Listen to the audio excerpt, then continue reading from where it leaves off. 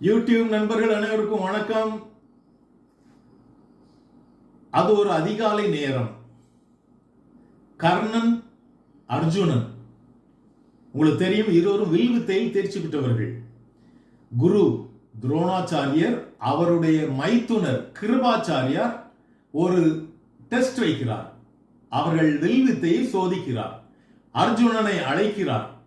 அர்ஜுனா, மேலே பறக்கின்றன, அந்த பறவைகளுக்கு நேராக அம்பை செலுத்து என்று சொல்கிறார். அர்ஜுனன் உடனே அந்த பறவைகளுக்கு நேராக அம்பை செலுத்துகிறான். அவைகள் கதறிக்கொண்டே கீழே விழுகின்றன. அடுத்து கர்ணனை அழைக்கின்றார். கர்ணா, அந்த பறவைகளுக்கு நேராக உன் அம்பை செலுத்து என்கின்றார்.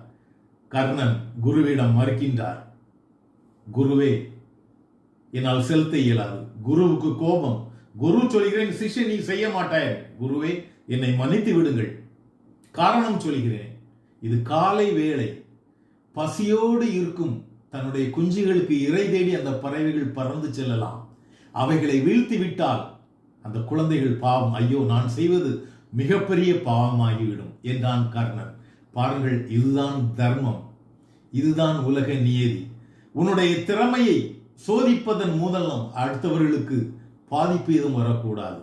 மற்றவர்களையும் நீ நினைத்துக்கொள், நினைத்து தர்மம் செய்.